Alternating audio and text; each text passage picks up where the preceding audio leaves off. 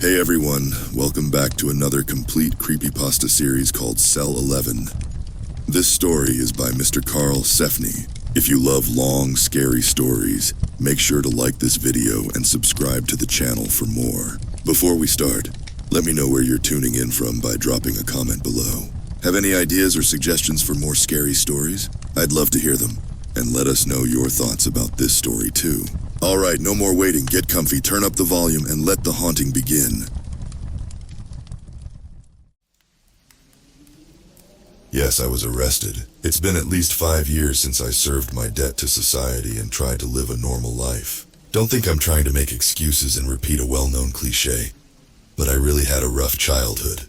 I lost my father in a work accident, and shortly after, my mother succumbed to alcoholism. If I wanted to eat, I had to learn to beg or steal. So, it wasn't hard to get involved in more serious things, dangerous groups and bad influences. That's the recipe for ending up in jail at 21. Even though I had some run-ins with the police and even spent a night in the local precinct cell, nothing prepared me for what I would face behind bars. I got there and felt weak, like the kid I was. Just a child who had barely left diapers and already thought he ruled the block. There were many internal rules there, and you'd be surprised how respectful men who broke the law could be with each other. There were certain ethical norms, and in cases of disrespect, the court came into play. The court was a group formed by Francis, the boss of a faction, and some of his trusted men.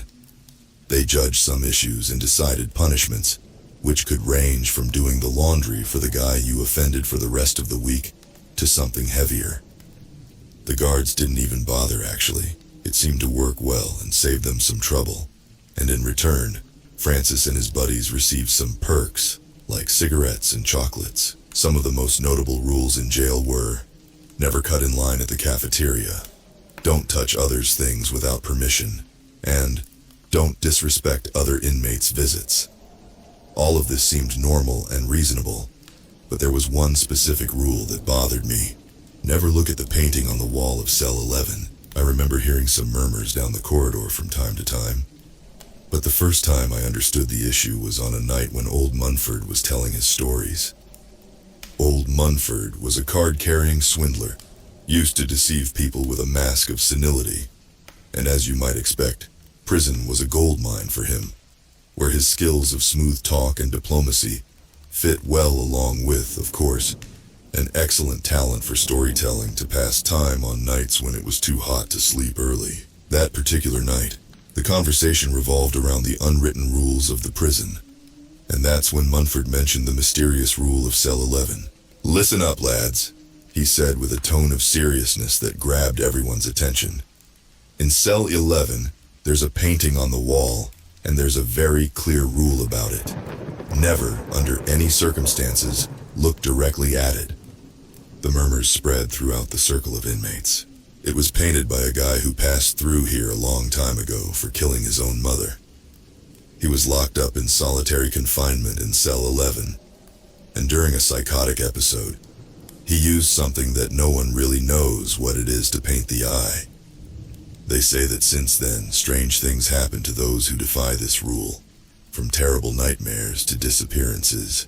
"All right, old man, enough of scaring the ladies," Francis's voice interrupted, and I swear I could see some inmates jump in fright.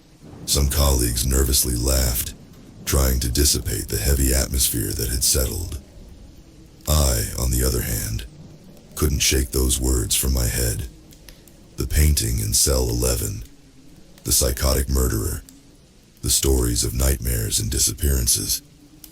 All of it intrigued me in a way I hadn't expected. That night, lying in my own cell, the thought of the painting haunted me. I couldn't shake the feeling that something sinister loomed over that macabre art. Days passed, and I did my best to avoid any mention of cell 11, even though I thought about it all the time. It was a kind of obsession mixed with fear and apprehension. I longed to know more, but I didn't have the courage to ask. However, fate, or perhaps my own imprudence, decided to play with me. I was playing basketball on one of the sports nights we had in the yard, when Bob, a big, tall guy, threw himself against me to prevent a basket I was about to make. I felt my body collide with Bob's, and for a moment the air seemed to have been sucked out of the room. I found myself awkwardly falling to the ground, the sound of my body hitting the concrete echoing in my mind. As I tried to catch my breath, I saw Bob's face, contorted in a mixture of anger and triumph. He knew he had taken me down. I took a deep breath, ignoring the throbbing pain spreading through me, and struggled to get up.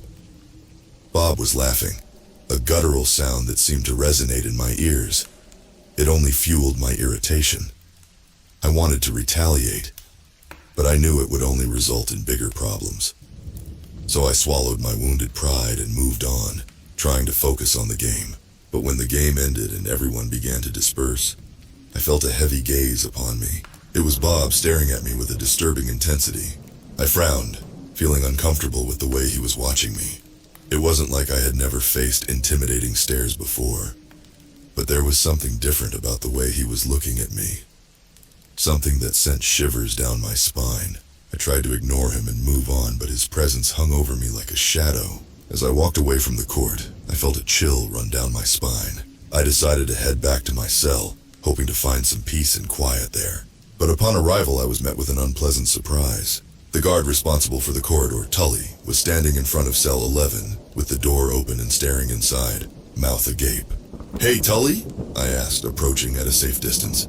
"Guard Tully?" I leaned toward him. Suddenly, his neck jerked. His face slowly began to turn to face me. Now, the moonlight caught his face very well, illuminating the pale skin that reflected like a beacon in that dark corridor.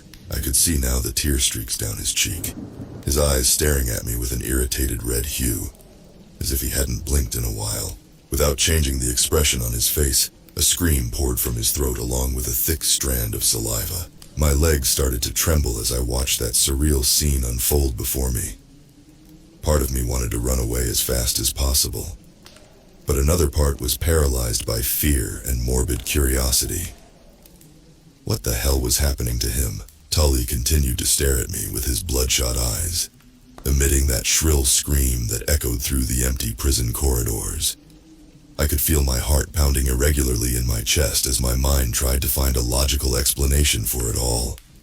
The guard then staggered towards me with a wobbly step and placed his hand on my shoulder. I felt the grip tightening. "Tully, please," I said louder, not to him, but to see if it would attract the attention of someone who could help. He put the other hand even stronger, his face now inches from mine, allowing me to smell an acidic odor emanating from his hoarse voice. Now his nails digging into my uniform, and I could hear them entering my skin, tearing. "Stop, please." My screams attracted another guard, who intervened in the situation before things got even more out of control. It took 2 more colleagues to get him off me, and 3 more to take him away from there. While I remained trembling and trying to process what had just happened, my whole body was tense, muscles contracted by fear and adrenaline. I couldn't get the image of Tully's face out of my mind. My mind automatically returned to the stories Munford had told about Cell 11 and the wall. Did that have any connection to what I had just witnessed? Was there really something painted on the wall? I looked at that open door, the number 11 engraved on the door's lead. It seemed to invite me, to mess with me. I could go there, see what was inside the cell. No one would need to know, right? I found myself raising my hand without even realizing it, heading towards the door, ready to open it a little more and see inside the cell, when a voice echoed behind me in the corridor, calling my name. I jumped out of the trance, startled, and turned to see the nurse who was calling me to be taken to the infirmary. "These are pretty nasty injuries," she commented as she examined the wounds. It was nothing. I tried to sound tough. The only thing I noticed was the surreal beauty of the woman I hadn't seen before. I saw the name Linda pinned to her badge. "I've been through much worse on the streets, Linda." "Miss Linda," she corrected, tightening the bandage knot with a hint of annoyance at the taunt. I let out a small ouch of discomfort, and I could see a small smile forming on her face. "And Tully," I continued, trying to change the subject. "He, well, seems strange, very strange tonight." Linda's expression instantly changed upon hearing the guard's name, her eyes darkening slightly, and a shadow of concern crossing her face. "We still don't have much information. It seems to be a psychotic episode. We We had to sedate him. She shook her head, pointing to the stretcher behind me, where he now lay peacefully, in contrast to moments before. A psychotic episode? I repeated, my voice sounding more like a whisper than I would have liked. Does this happen here often? Linda hesitated for a moment, as if pondering what to say. Not so often, but it happens, she finally replied, carefully choosing her words. The environment in here can be challenging for some. Not everyone can handle the pressure. A guard entered, requesting the girl's services for a sick inmate. She quickly adjusted the IV in my vein and bid me farewell, saying that I would be under observation that night. That early morning in the infirmary was long and restless. As I lay on the stretcher, watching the shadows dance on the walls in the dim light of the lamp, my mind was in turmoil. The image of Tully's contorted face, his red and empty eyes, continued to haunt my thoughts. Whenever I tried to close my eyes, that memory came back until, irritated, I decided that I would sleep one way or another. I began to ignore the thoughts and try to induce sleep, no matter how shallow. Gradually, I calmed down, clearing that terrible picture from my mind, when I felt something strange. A tingling sensation took over my body. I felt my face start to warm up, and a familiar smell in the air. I could smell that acidic odor coming from Tully's mouth now. Right in my nose, I started to tremble, the palms of my hands sweating as I thought it was a vivid nightmare. Wishful thinking. I opened my eyes only for my heart to race abnormally. There, with his face almost lying on mine, with his eyes glazed and his mouth wide open in a silent scream, was Tully, standing.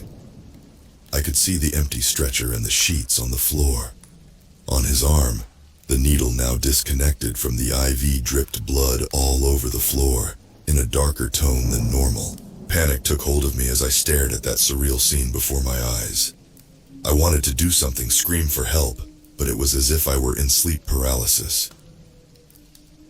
I wanted to get out of there as fast as possible, but my throat seemed closed, as if fear had completely taken over me.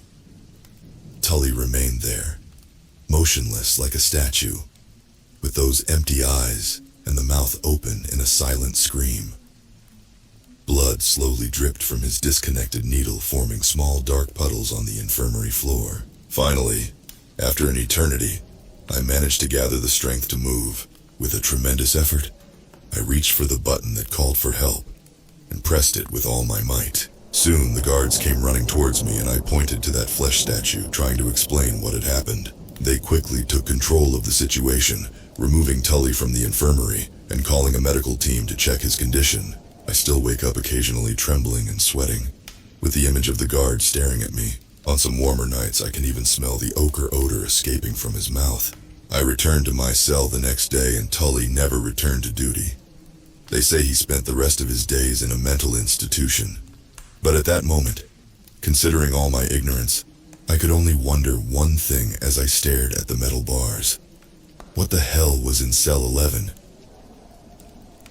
It's been 5 years since I got out of jail, but even after all this time, I'm still haunted by this whole story, so I decided to come here to tell it. Secondly, I've been trying to get in touch with the prison's management and legal department to find out what I can or cannot share here with you guys. I don't want to get into trouble with the law again, haha. Anyway, I talked to my wife about the post I made and she helped me remember another case related to cell 11. And while I don't get a definitive answer from the prison's advisory, I believe you guys will be interested in this account. It was shortly after all that shit with Tully. They still thought he would come back, so it was the guard's main topic, always looking for updates on his status. You could feel that heavy bad air. I was already being haunted by nightmares too, waking up occasionally gasping and sweating with the image of the guard totally bestial over me. I think Francis noticed this change in the atmosphere and wanted to cheer things up a bit by organizing a card tournament.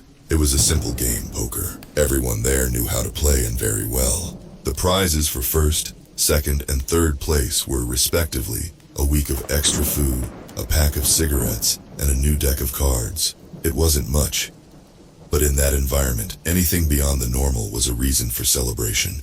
I wasn't one of the best players, but I decided to participate anyway. thinking it would be a welcome distraction from the growing tension in the prison. During the tournament, Francis circulated among the tables, watching the players and making sarcastic comments. He was always good at keeping morale high. I guess that's ultimately the role of a leader. As the cards were dealt and the bets started to rise, I could feel the energy in the room increase. Everyone focused on the game and putting aside their problems for a moment. It was when it was my turn to bet that things started to get strange. I had a decent hand, but not great. I decided to take a risk and make a bold bet, hoping the other players would back off. When, however, I looked up to bluff, someone made me uncomfortable. You see, it's normal for you to stare at others in the game, trying to identify the lie, the cheating, the face. But that particular pair of eyes was different. It was Bob. His eyes weren't just intimidating, but they seemed to glow with a strange intensity. I felt a shiver run down my spine as I tried to keep my expression neutral, showing no sign of weakness. He just smiled back at me. A smile that didn't reach his eyes, which remained fixed on me like a predator. I realized that he was imitating, albeit to a lesser extent, Tully's expression. Not in a genuine way, of course, but mockingly teasing me. What a bastard. The others seemed not to notice, staring at me as I tried to compose myself. I continued the game, and finally, the last round came and Bob made his final bet. I looked at my cards and realized I didn't have any chance of winning anymore. I was about to give up when an idea popped into my mind. With a resigned sigh, I pushed all my chips to the center of the table, betting everything on one last desperate move. When I did that, everyone fell silent, focusing all their attention on me. Francis, who had been watching the game from afar, approached our table, curious to see how the hand would unfold. His eyes, normally calculating, showed a flash of interest as he watched the dynamics between me and Bob. Bob didn't hesitate to match my bet, putting all his chips in too. It was now or never. I could hardly contain my breath as I waited for the cards from the last round to be revealed. The deck seemed to vibrate with energy, as if it were aware of the tension building in the room.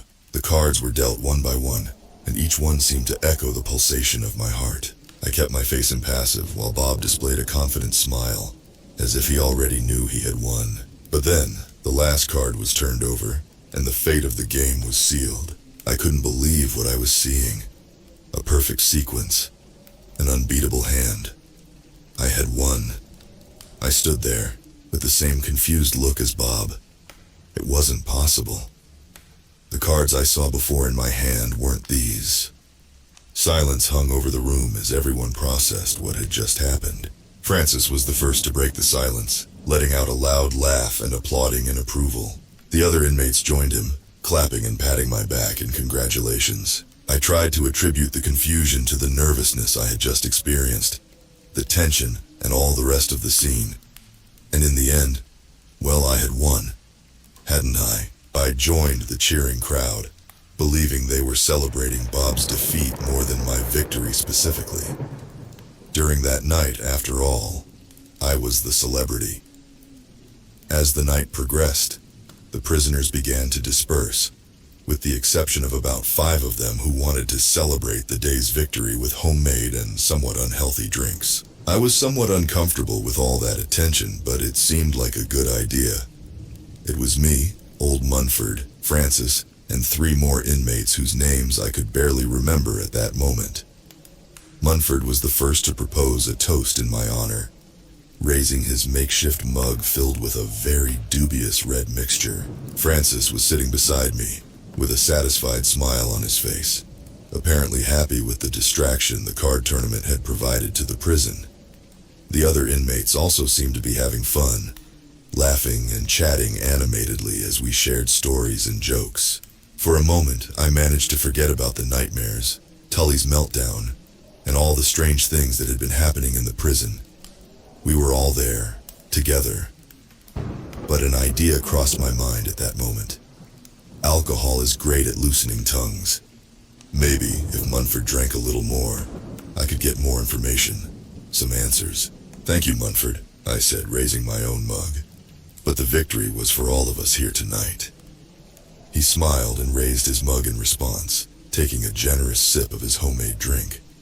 I waited until he sat back down again, seizing the moment to strike up a conversation.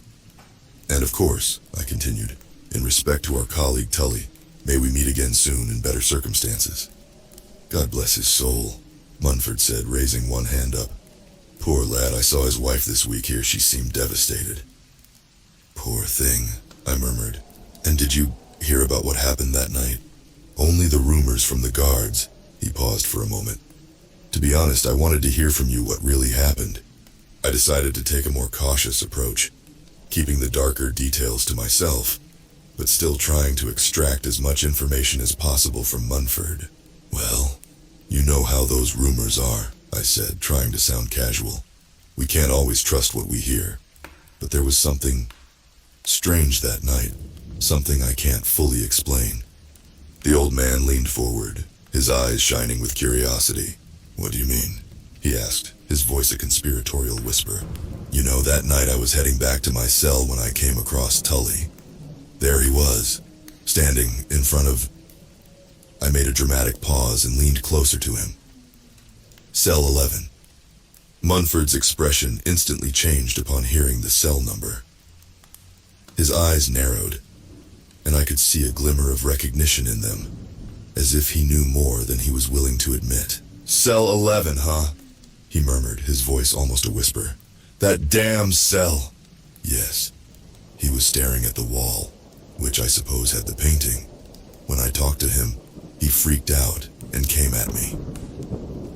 I waited a few seconds as the man processed what I had just said.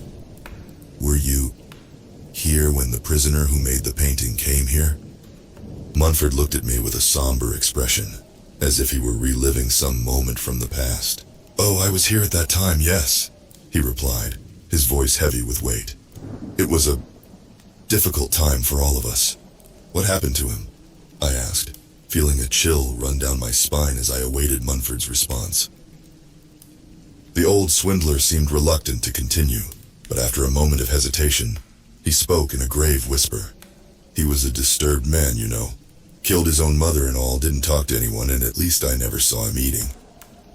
But what about the painting? I pressed, my curiosity now boiling. What happened to it? Munford lowered his eyes for a moment, as if gathering courage to continue. The painting, it was eerie, he began slowly. At least that's what those who saw it say.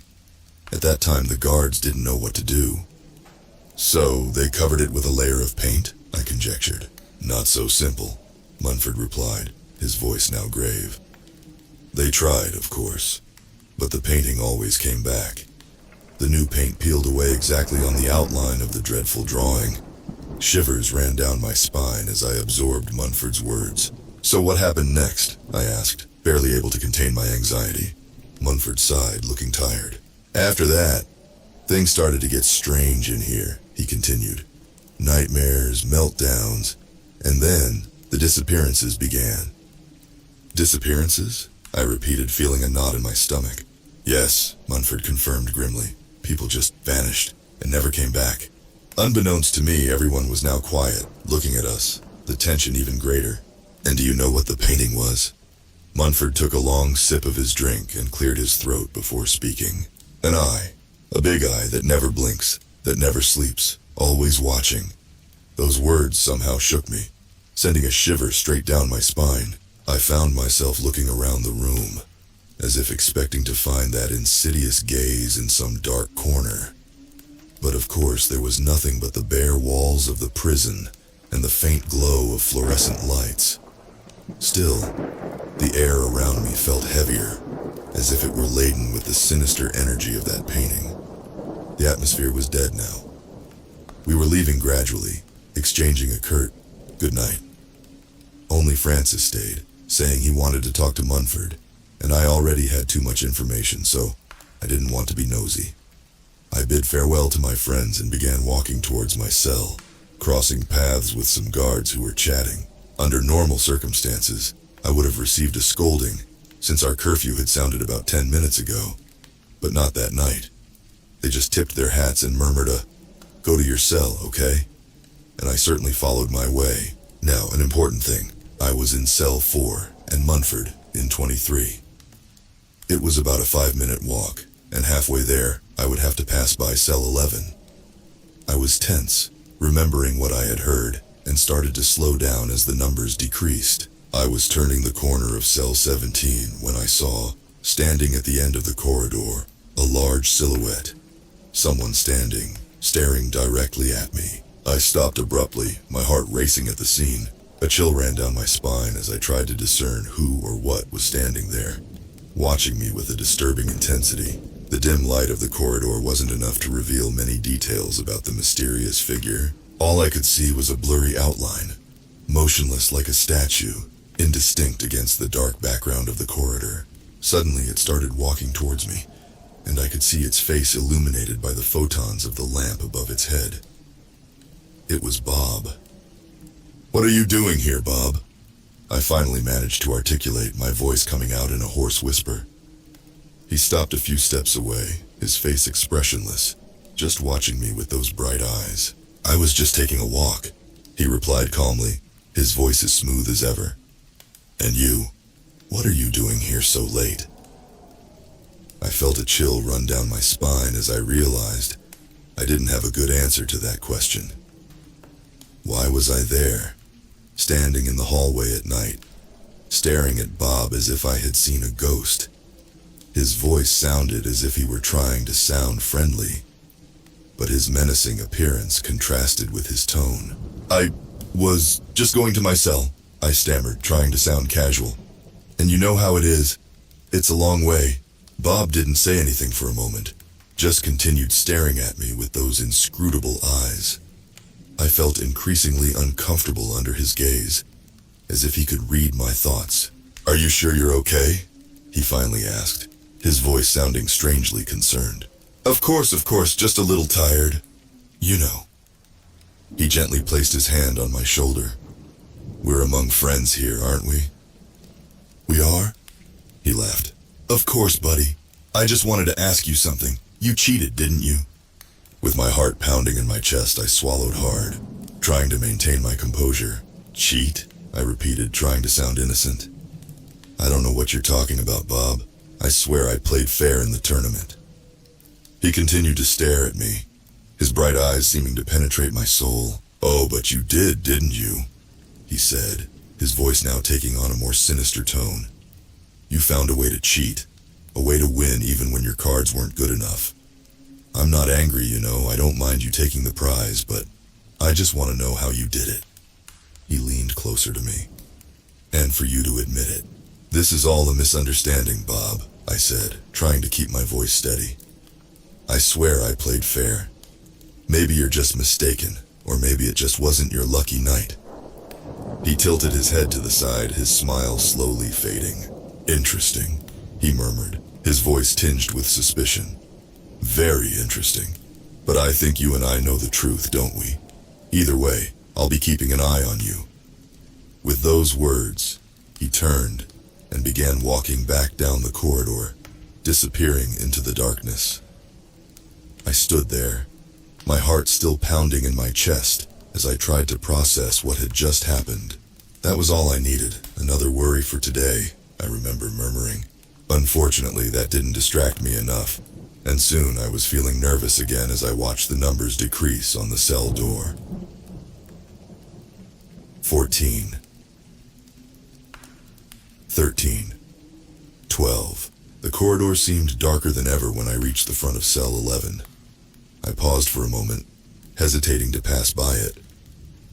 A sense of oppression enveloped me, as if something sinister were lurking on the other side of that metal door. I could simply move on, ignoring cell 11 and returning to my cell. But a part of me, curious and perhaps a bit foolish, wanted to know more. Gathering courage, I took a few hesitant steps towards the cell. The dim light of the corridor cast dancing shadows on the walls, creating an even more sinister atmosphere around me. I held my breath and stood there trying to hear something behind the door, any faint noise. For a moment, all I could hear was the muffled sound of my own rapid breathing when I felt someone pulling me from behind.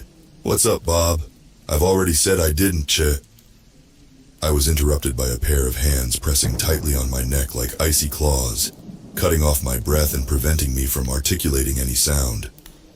My body reacted instinctively as I fought for my life, my heart pounding in my chest, and my lungs burning for air. The darkness of the corridor seemed to close in around me, increasing the feeling of despair and claustrophobia. Amidst the desperation, I managed to twist my body. With a quick movement, I turned to face my assailant, ready to confront them, but what I saw before me made me freeze. It was Tully. His hands felt even heavier as our eyes met. The shock of seeing him there, in front of me, after everything that had happened, paralyzed me for a moment. It was as if hell itself had materialized in that cell. My legs trembled more from fear than from lack of oxygen as tears bathed my face. "Tully!" An animalistic growl escaped my throat. "You want to see, huh? You think you can look back at him?" His voice was a dry rasp. "He's seen you a long time ago, and he doesn't like being looked back at." My vision began to darken. I thought I would die, and how horrible it would be to die with fear. The expression of terror externalized, petrified in my coffin. I felt my body weighing down, tingling at the edges, my brain only able to scream, "Don't die, damn it!" I was almost passing out when breath returned to my lungs. I saw Tully lying on the floor, a large guard on top of him, accompanied by his wife, who now cried and sobbed in despair. I saw myself there on the floor, trying to catch my breath as the guard helped me up.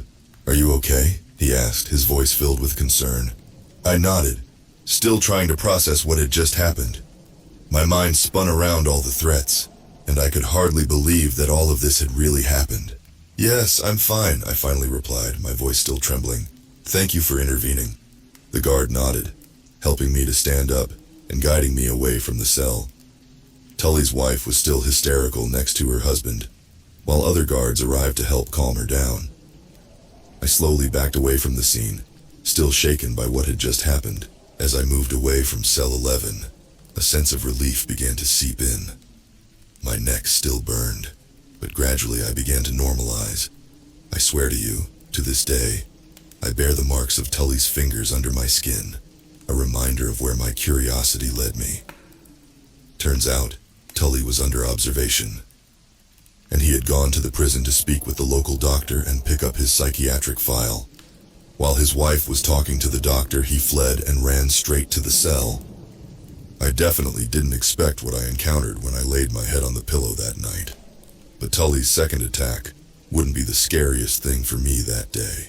When I woke up, what happened left me so numb that I didn't even pay attention to the bruises or the trauma of the previous night. As I got up and removed the pillow to make the bed, I came across something that shouldn't exist, and that until then, I had never even imagined. Underneath my pillow lay a playing card, a club, like the number 11, and with some kind of red ink, a drawing was visible, a small face with smile. I have the good news. I got the definitive answer from the prison's legal department, and now I know how much I can tell, and I believe it's enough. For your information, after this incident and my eventual release from prison, I haven't contacted anyone I met behind bars, except of course for my wife, Linda. The point is, even after all these years, this story has troubled me a lot, and since my first post, I've become even more paranoid. Finally, this morning, I went out to get the mail, but as soon as I opened the door, I came face to face with a small, untouched white envelope, except for 2 identical characters stamped on its surface. 11. Linda is sleeping, and I don't want to worry her.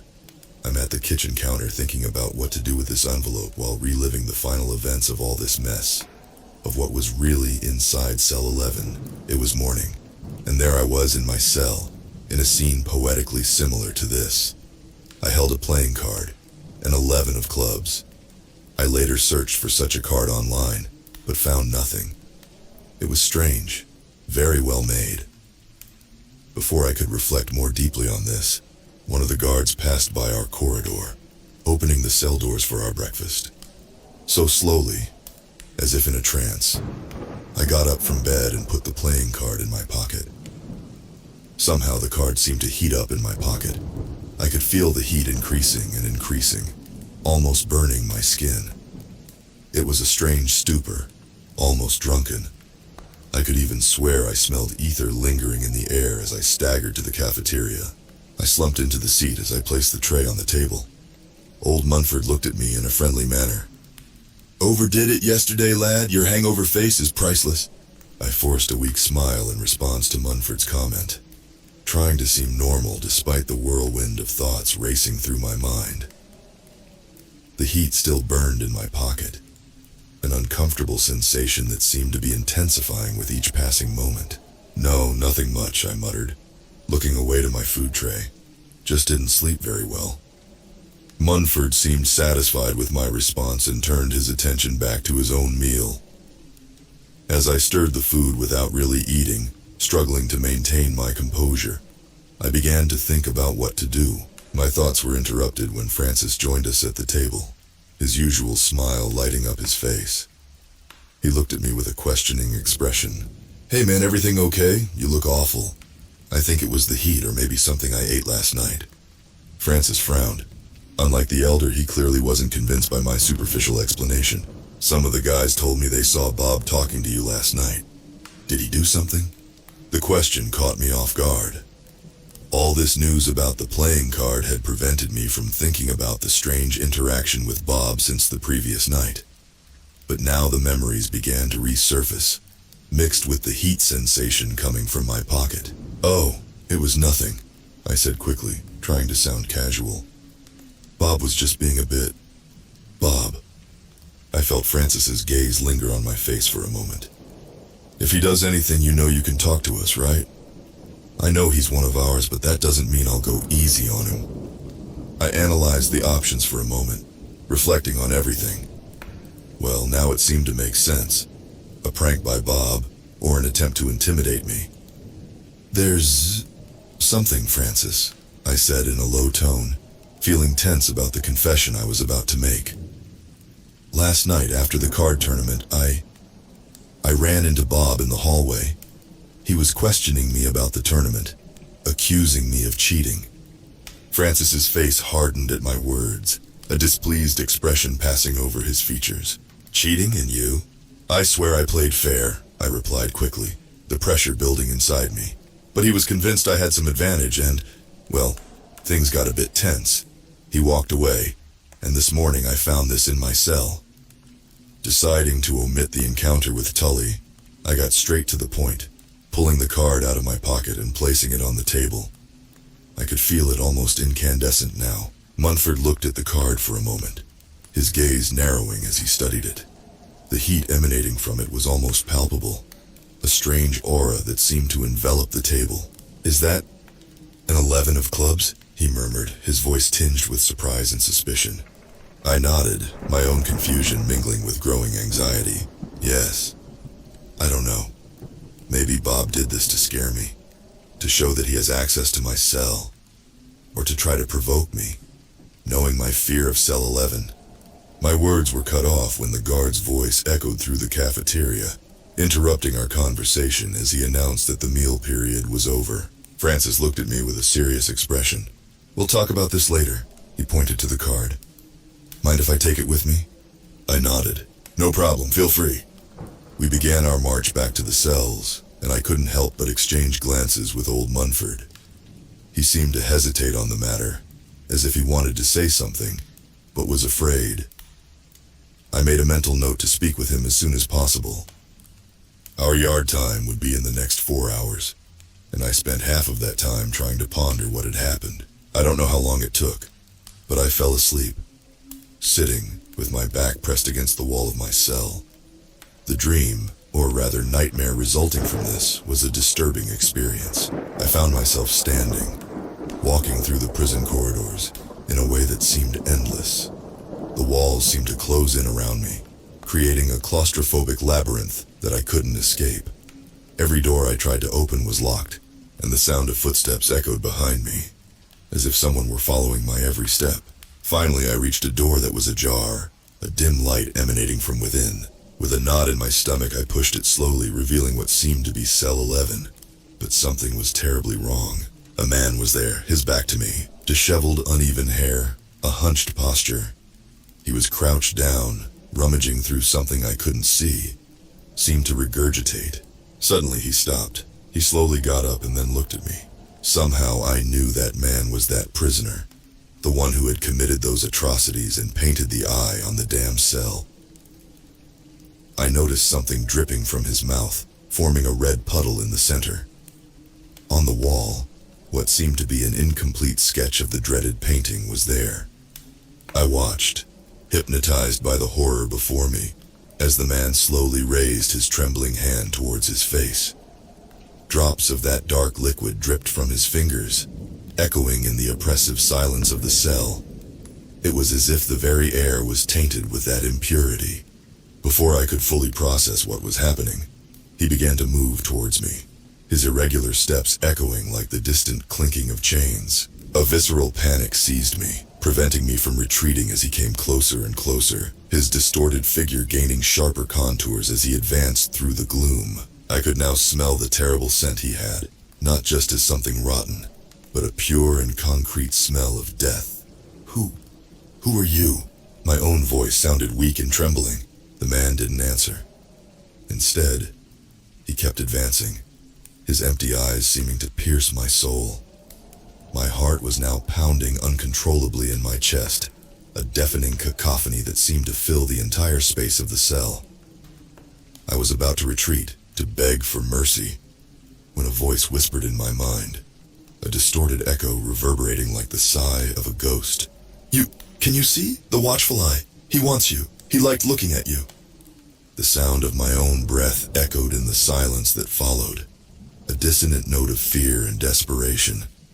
I wanted to scream, to run, to escape this living nightmare, but I was paralyzed by the terror that enveloped me like a coffin. It was then that I woke up, gasping and covered in sweat, the echo of the whisper still resonating in my mind like a distant echo of a nightmare. For a moment, everything around me seemed distorted and unreal, a fleeting mirage, and then I startled again. Munford was standing in front of my cell staring at me with curiosity. "Are you okay, son?" the old man asked in a soft voice, as if trying to calm a frightened animal. I shook my head slowly, trying to gather my thoughts amidst the whirlwind of information. I think so," I murmured, my voice sounding strange and distant even to myself. "I had a horrible nightmare. It felt so real." Munford nodded understandingly, his eyes fixed on mine. "Yeah, the situation isn't good, but I came to talk about that letter earlier in the cafeteria." "Oh yeah, what about it?" "Let's just say I've never seen a card like that, but the energy coming from it, oh yeah, I've seen that before." "What do you mean?" "You know, a few years ago there was a murder in one of the cells. This was before Francis arrived. We didn't have much organization. Lynchings were common, and in an attempt to reduce these incidents, we decided that the main suspect, a newly captured serial killer, would be forcibly transferred to Cell 11. It was one of the most terrible incidents I've ever witnessed in here. And do you know how that man was known?" I shook my head negatively. Munford leaned his hands on two bars, bringing his face closer to the center of them. "The card cutter." A wave of shivers ran down my spine. "He used to leave playing cards as a kind of signature on the bodies of his victims. They say he would choose the card based on the person or the method of murder. So when he was put in Cell 11, things got even weirder." "What happened to him?" I asked, a bittersweet and macabre curiosity in my mouth. Munford sighed heavily, looking at a fixed point this time. "A few weeks after being transferred, he was found dead in his cell, hung with sheets, and next to his body." "What was it?" I could barely breathe as I listened. "A playing card, an ace of spades if I'm not mistaken. And that cell, well, since then no one wants to stay there. They say it does something to people, kills them." The shock of Munford's revelation reverberated in my chest, trembling as I thought about what could happen to Guard Tully from now on. Or worse, what could happen to us. "So you think this card is a warning?" I asked, my voice barely more than a whisper, staring into the old man's green eyes. Munford nodded slowly, responding more to himself than to me. "I can't say for sure, but it's a possibility to consider." I swallowed hard. What should we do then? He fell silent for a moment, as if pondering his words carefully. "I have no idea. I guess all we can do is keep quiet. We don't want to scare the other inmates. Francis doesn't believe in these things, so I won't waste my time trying to convince him, and I advise you to do the same. Maybe if we just keep pretending that nothing is happening, things will sort themselves out. But remember, whatever this force is, it wants to take you to the cell, wants you to face the eye. Resist those urges, okay? The clock struck 12:30. Time for yard time. I walked with Munford to the yard, the sun burning our heads as we stepped outside, futilely trying to erase the worry from our minds. As I watched the other inmates spreading out across the yard trying to appear normal, I felt a hand on my shoulder. I turned to find Bob, his voice low and threatening. "What did you tell Francis?" he whispered. He was behind me and I couldn't see him. The flesh on my back trembled and twisted, the fluid of fear rising up to my brain. "I don't know what you're talking about, Bob," I replied firmly, trying to sound confident. He paused for a few seconds. "You cheat first, and now you make up lies about what I did or didn't do. I think there's a misunderstanding." "Shut up." His voice rose sharply. "I'm just here to say that I'm not a kid. I don't go around sending playing card letters or anything like that. I didn't threaten you with that thing, but now I am, and in a very direct way. And if I were you, I'd sleep with one eye open." He was dead serious, and the threat was as clear as day. But what could I do? Confront Bob directly like Francis? That could mean he wasn't trustworthy. My thoughts were interrupted by the guard watching us. "You two, no contact," he shouted. "No problem here, officer," Bob said, pulling me into a hug that felt more like an attempted chokehold. I tried to pull away unsuccessfully, and the officer seemed to simply not care. "Okay, but we'll be watching." He turned away, and Bob shoved me against the yard bars.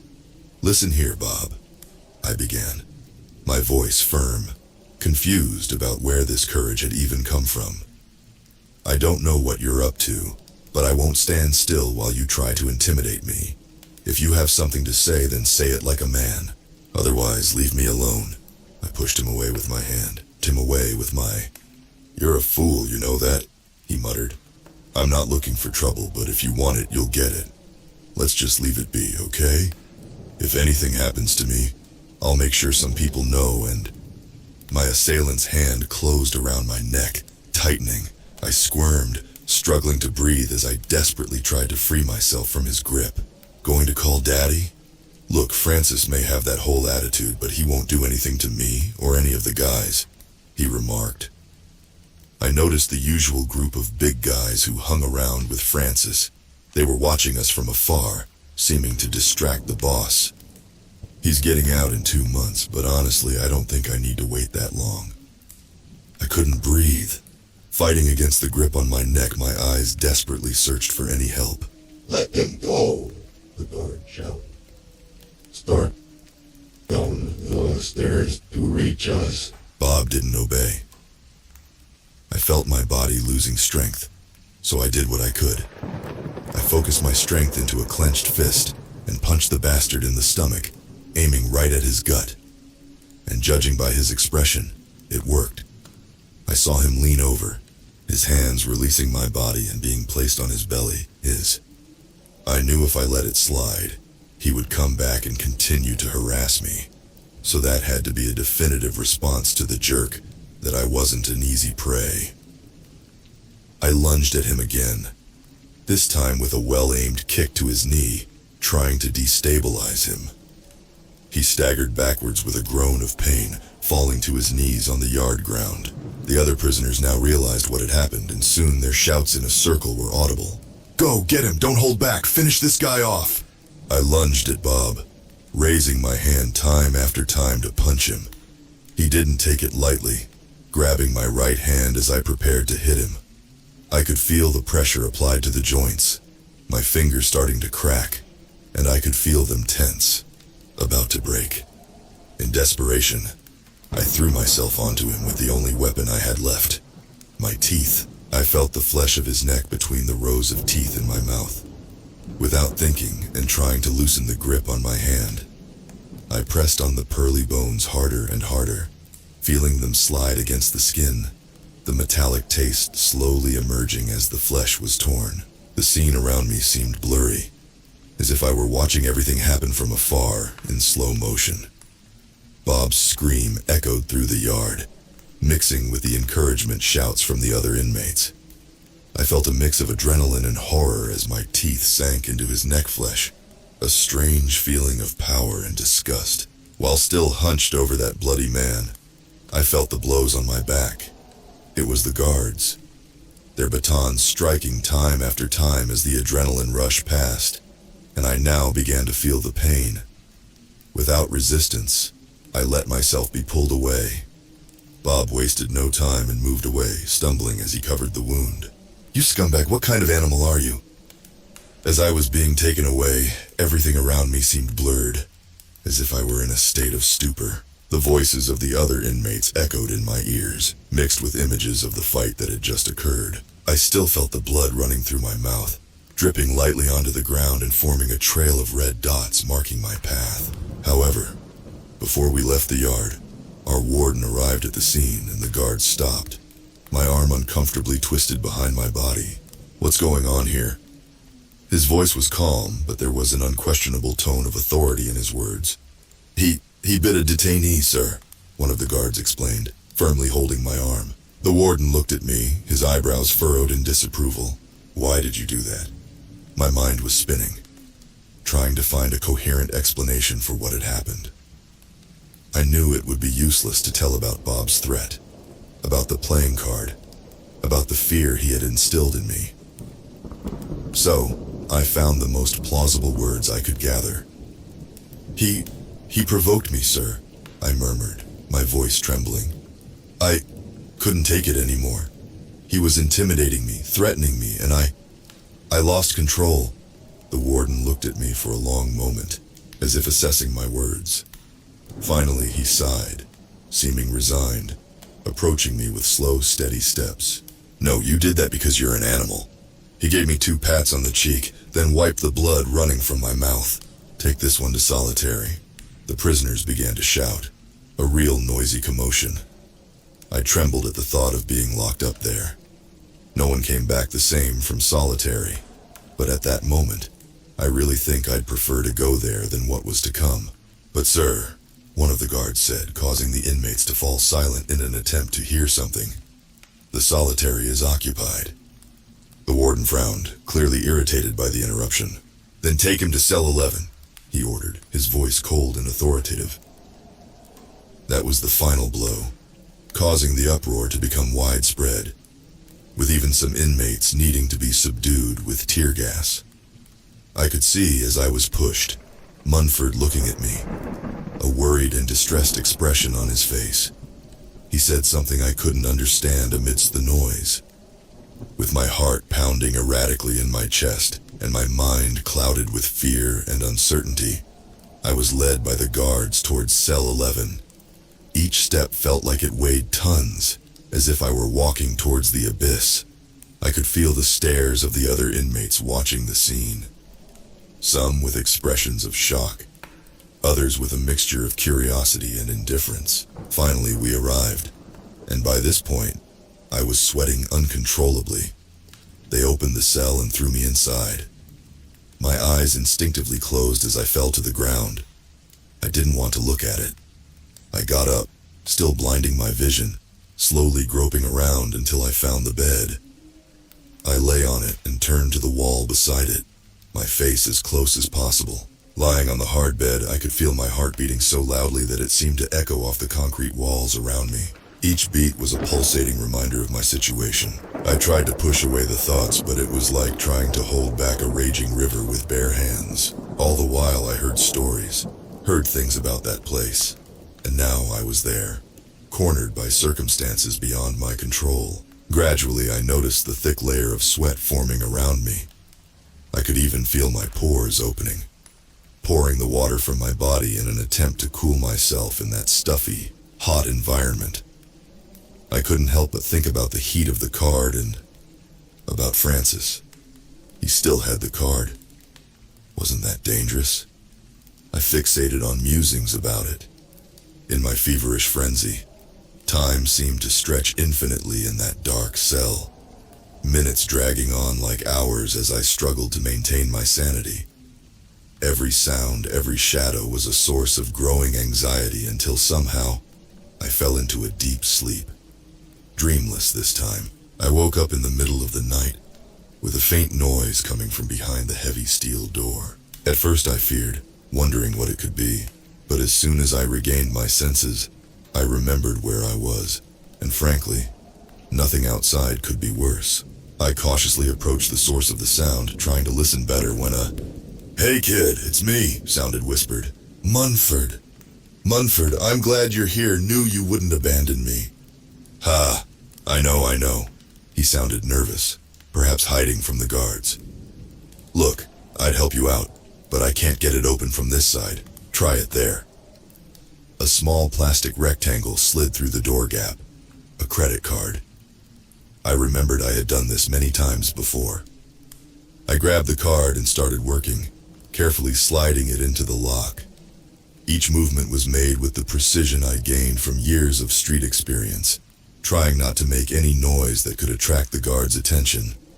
My mind was racing, and the tremor it transmitted to my fingers made motor coordination difficult. Finally, after several minutes of trial and error, I heard a soft click, and the door opened slowly. I could smell the fresh air from the corridor and was already about to smile when, along with the bright light of a flashlight, I saw Bob, now with his neck and shoulder bandaged, along with 3 more of his cronies. Munford was being held by one who held an improvised knife to his neck. "Sorry, kid, they forced me," the old man lamented. "Not so fast, princess." Bob pushed me inside onto the floor, and then he entered with one of his cronies, closing the door behind him and illuminating me with the halo of his flashlight. "What's up, Bob? Can't you leave me alone? You wanted to settle things, didn't you? Well," he pointed to his wound, "you just signed your death warrant. But first I'm going to make sure to pull out all your teeth and make you swallow them." He lifted me by the collar of my shirt and landed a punch with his heavy hand. I felt dizzy, seeing stars, curling up into a fetal position. His laughter was now a terrifying melody to me. "Look at this crybaby. Where did your bravery go?" He kicked my stomach, and I'm sure he found it an ironic poetic justice. His cohort laughed until the beam of his flashlight shifted away from me. "Hey Bob, what's that over there?" he said, simultaneously pointing with his finger in the flashlight. Even though it was on the wall behind me, I knew what it was. I saw Bob straighten up to face it, becoming petrified. He and the other, standing there, mouths agape. I waited for seconds, counting mentally and holding my breath, expecting anything, but nothing. Until suddenly, I began to see small puddles forming under their lower eyelids. Dark marks of blood. The red tears started to stream down their faces like large crimson waterfalls. Soon they began to make a noise, a familiar noise, which made my mind freeze as I felt my toes curling inside my shoes and my mouth trembling uncontrollably. It was the same sound as Tully's. They were now allowing these moans to escape their throats and resonate in the tight concrete walls. I had to do something. I began slowly to pass by them, trying to edge around. When, however, I was almost reaching the door, I could see their shadows turning slowly in my direction. The tension in the air was palpable, as if it could be cut with a knife. I held myself back from trembling as I tried to maintain composure in front of those men, whose bloodshot eyes were now fixed on me, full of terror and despair.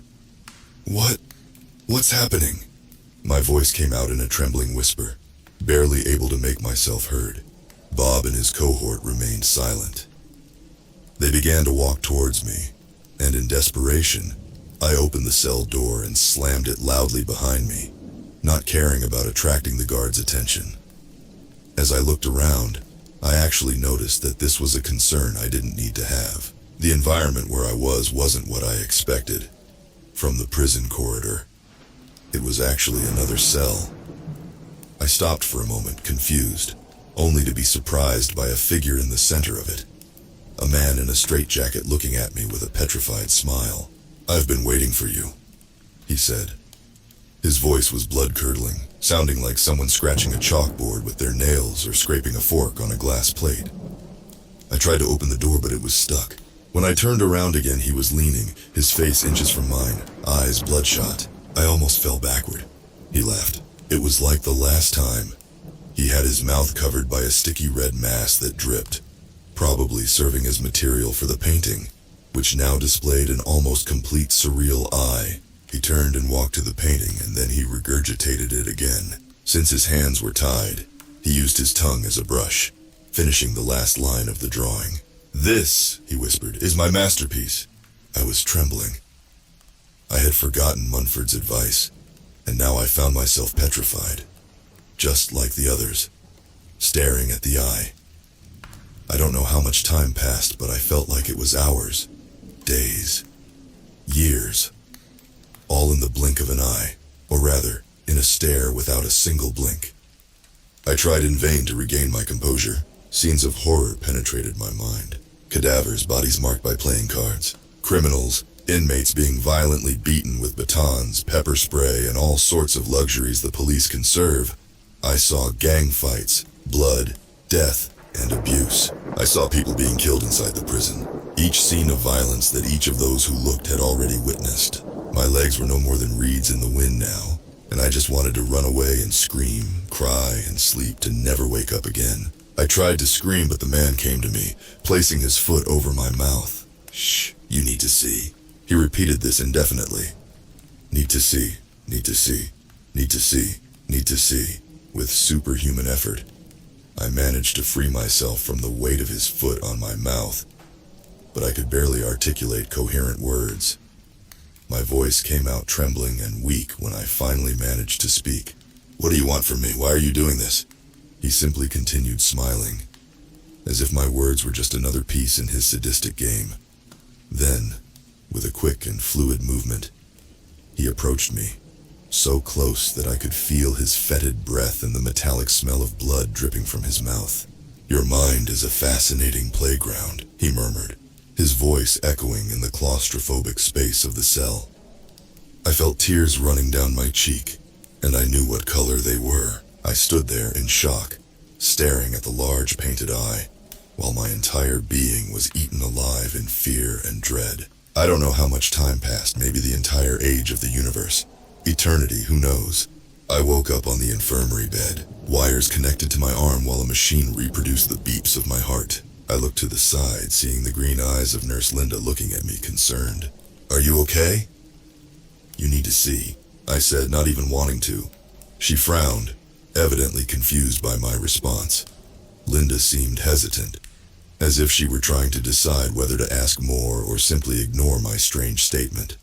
I could see the concern in her eyes, but also a certain curiosity, as if something inside her was intrigued by what I had to say.